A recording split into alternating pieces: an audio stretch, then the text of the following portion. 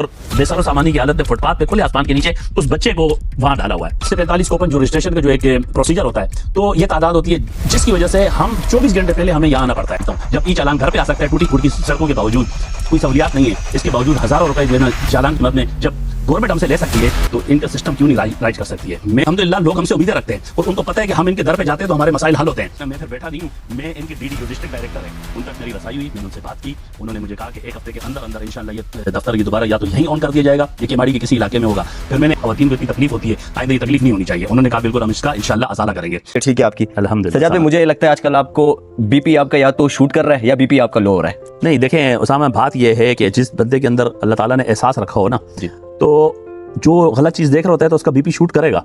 ठीक है, सजाद भाई जो है ना, वो बिजली नहीं थी तो बाहर निकले हुए थे और वो चाय पीने के लिए ग्रीन बेल्ट पर बैठे हुए थे और उन्होंने सोचा कि क्यों ना ये सामने खवातीन बैठी है। उनके दिमाग में आया मुझे कंटेंट मिल गया और कंटेंट के बाद आपने फौरन वीडियो बनाई बिना तहकीक के। क्या ये बात दुरुस्त है? देखें उसामा, ऐसी बात बिल्कुल गलत है।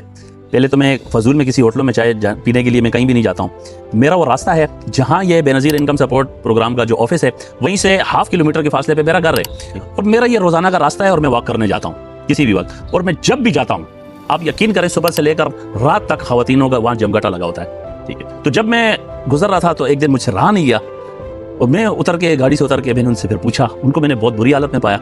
एक शीरख्वार बच्चा, मेरे ख्याल से 1.5 माह का बच्चा होगा, उसकी वालदा उसको लेके आई है और बेसहारा सामानी की हालत में फुटपाथ पे खुले आसमान के नीचे उस बच्चे को वहाँ डाला हुआ है। तो मुझसे रहा नहीं गया। खवातीन से मैंने फिर पूछा कि आप लोग क्यों खड़ी हैं यहाँ, रात के इस वक्त क्यों खड़ी हैं? उन्होंने कहा हम रात तो अभी हुई है, हम सुबह 10 बजे से यहाँ आए हुए हैं। तो मैंने कहा किस लिए आप यहाँ आए हुए हैं, क्या मसला है?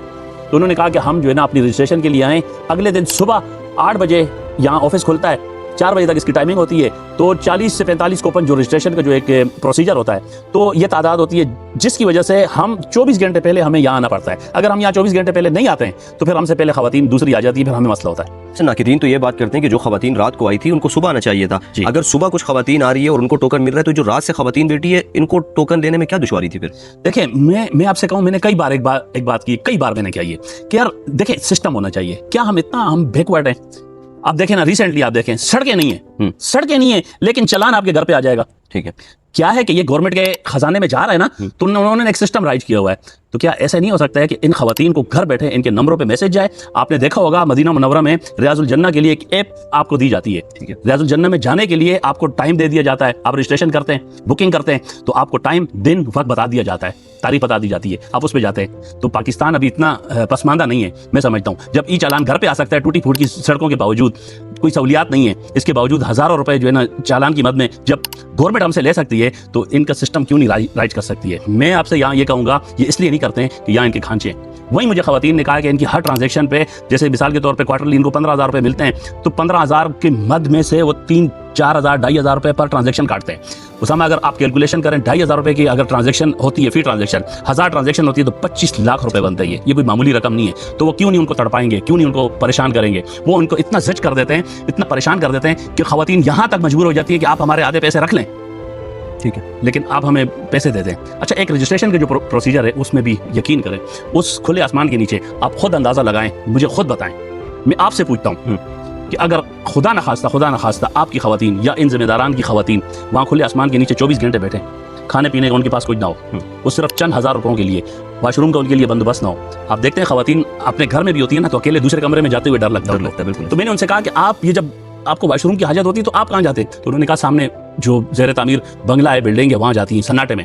तो आप बताएं, एक एहसास रखने वाला, थोड़ा सा भी एहसास रखने वाले इंसान को वो कितनी तकलीफ देती होगी वो चीज़। तो मुझसे रहा नहीं गया, मैंने रैंडमली एक वीडियो बनाई। मैंने हकाम भला जो उनके जिम्मेदारान हैं, मैंने उनसे रिक्वेस्ट की कि भाई आप इनको फैसिलिटेट करें। हो गए, आपने BISP का दफ्तर बंद करवा दिया। देखें, पहले तो आप अपने जहन को क्लियर कर लें कि मैंने बंद नहीं करवाया। ये कन्फ्यूजन है, मैं क्यों बंद करवाऊंगा? मैं कौन होता हूँ बंद करवाने वाला? हाँ, इसका मतलब यह है कि ये जियाले ये उठ के अगर ये कहते हैं कि सजाद ने बंद कराया, तो इसका मतलब है कि आपसे ज़्यादा हुकूमत में होने के बावजूद फिर मैं ताकतवर हूँ। आपने अपनी शिकस्त का इतराफ़ कर लिया है, ये बात गलत है, अपने जहन क्लियर कर लें। मैंने बंद नहीं करवाया और ना मेरा मकसद है। हाँ, एक बात यह है कि इस सेंटर में सिर्फ रजिस्ट्रेशन होती है, यहाँ पेमेंट रिसीव नहीं होती किसी को भी। ठीक है। लोगों के जहनों में ये है ना कि लेकिन उन खवातीन ने हमें ये भी कहा है कि जब हम पेमेंट लेने जाते हैं तो हमसे 2,500-3,000 रुपए काटे जाते हैं। तो हम जब देखते हैं, क्योंकि मेरे पास तो बहुत केसेस आते हैं, मैं जब अपने इलाके में मेरी एक शॉप है, वहाँ ऐसा जैसे ऑफिस है, वहाँ जो मेरी टाइमिंग होती है वहाँ लोगों का तांता बंदा होता है, वो आ रहे होते हैं, कभी कोई क्या मसाइल कोई क्या शिकायतें लेके आते हैं, ऐसे लगता है जैसे मैं वहाँ का चेयरमैन, वाइस चेयरमैन या फिर MPO हूँ। अल्हम्दुलिल्लाह लोग हमसे उम्मीदें रखते हैं और उनको पता है कि हम इनके दर पे जाते हैं तो हमारे मसाइल हल होते हैं। तो बात यह है कि जब एहसास प्रोग्राम था तो उनको ATM कार्ड इशू कर दिए गए थे, तो वो उनको बहुत आसानी थी। लेकिन जब इनकी हुकूमत आई, इनके अंडर ये सारे जो है ना ये सिस्टम हुए, ये इदारा इनके अंडर हुआ, और रुबीना खालिद साहिबा इनकी चेयरपर्सन है जो इस्लामाबाद में होती है इस प्रोग्राम की पूरी, तो वो भी पीपल्स पार्टी से उनका ताल्लुक है। और जो मैं आपको एक बात बता दूं कि अल्हम्दुलिल्लाह मेरी जो है ना, मैं फिर बैठा नहीं हूं, मैं इनके DD जो डिस्ट्रिक्ट डायरेक्टर हैं उन तक मेरी रसाई हुई, मैंने उनसे बात की, उन्होंने मुझे कहा कि एक हफ्ते के अंदर अंदर इंशाल्लाह ये दफ्तर ये दोबारा या तो यहीं ऑन कर दिया जाएगा, ये केमाड़ी के किसी इलाके में होगा। फिर मैंने एक बात उनसे यही कही कि आप मुझे श्योरिटी दें कि ये जो खवातीन को इतनी तकलीफ होती है आइंदा ये तकलीफ नहीं होनी चाहिए। उन्होंने कहा बिल्कुल हम इसका इंशाल्लाह असाला करेंगे।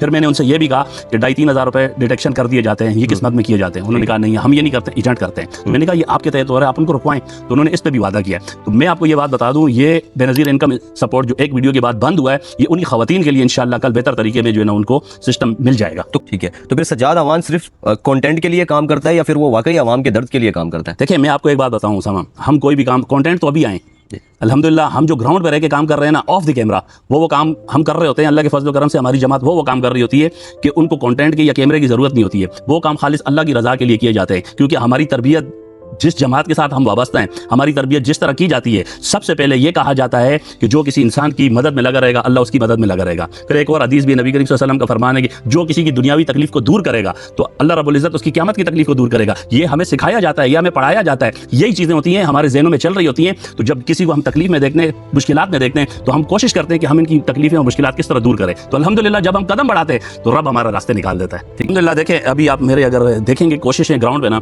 तो मैं उनकी इस्लाह कर रहा होता हूँ, कोशिश करता हूँ। मुझे किसी से कोई जाती अना नहीं है, ना रखनी चाहिए।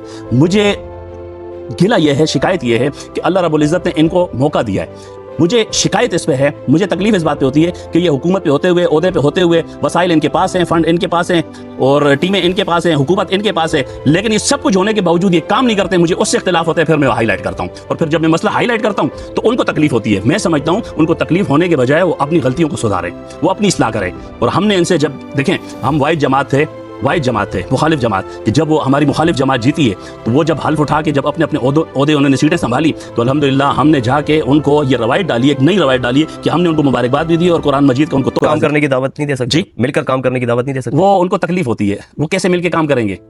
अगर आप देखें करप्शन के बाजार गर्म है, मैं समझता हूँ पीपल्स पार्टी हो और वो करप्शन ना करें। इस वक्त सिंध तो छोड़ें, सिंध हम 2022 में सिंध में गए, जो बारिशें हुई थी, वो सैलाब आ गया था सिंध में, मैं उस वक्त सिंध में गया था। यकीन करें गुलाम उनसे बेहतर होते हैं। सिंध की आवाम को इन्होंने इस तरह रखा है, लेकिन अब लगता है इनसे यह कि आवाम ने इनको वोट नहीं दिए, तो ये फिर भी ये बरसर इक़्तिदार आ गए, हम पे मुसल्लत हो गए, आवाम पे मुसल्लत हो गए, ये आवाम से सही का इंतकाम ले रहे हैं। आप कराची को देख लें, कराची को अब सिंध की तरह उन्होंने खंडर बना दिया। तो मैं तो यही कहूँगा भाई, आपके पास चांस है, ये सांस भी है और चांस भी है, अल्लाह ने आपको मौका भी दिया है। सुधर जाएं, आए पलट आए, मिल के काम करना है। हम आपको निशान देखिए, जब हमने इनको मुबारकबाद दी थी, कुरान का तोहफा दिया था, तो हमने इनसे एक बात की थी कि जहां आपकी पहुंच नहीं होगी, जहां आपकी नजर नहीं जाएगी, हम आपकी मदद करेंगे, हम आपको निशानदेही कराएंगे और हमारी टीम आपके साथ खड़ी होगी आपके हर अच्छे काम के लिए। लेकिन उन्होंने कभी भी हमें कॉल नहीं की, बल्कि उल्टा हमें बताना पड़ता है कि जो टाउन चेयरमैन है, MPA साहब है, उनके घर के सामने इतना कचरा, इतना कीचड़ होता है, हम उनको दिखा रहे होते हैं, MPA साहब, टाउन चेयरमैन साहब, देखिए आपके घर के सामने कचरा पड़ा हुआ है, क्या आपको नजर नहीं आता है?